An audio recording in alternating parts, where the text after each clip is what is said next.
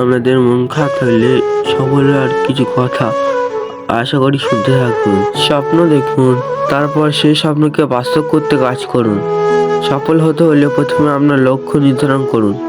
স্বপ্নই আপনাকে কাজের প্রতি অনুপ্রাণিত করবে। পরিশ্রম বিকল্প নেই, কঠোর পরিশ্রম এবং ধৈর্য ছাড়া সফল হওয়া অসম্ভব। ভুল থেকে শিখুন, প্রত্যেক ব্যর্থতা আপনার জন্য শেখার একটি সুযোগ। ব্যর্থতা থেকে শিক্ষা নিয়ে সামনে এগিয়ে যান। সময় ব্যবস্থাপনা, সময় সঠিকভাবে কাজে লাগাতে শিখুন। সময় নষ্ট করা মানে সুযোগ হাতছাড়া করা। আত্মবিশ্বাস রাখুন, নিজের প্রতি বিশ্বাস রাখুন এবং অন্যের সমালোচনায় ভেঙে পড়বেন না।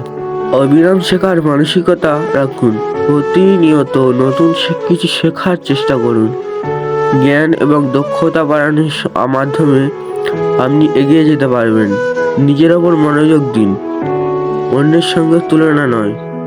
অন্যের সফলতা দেখে হতাশ না হয়ে নিজেকে আরও উন্নত করার দিকে মনোযোগ দিন।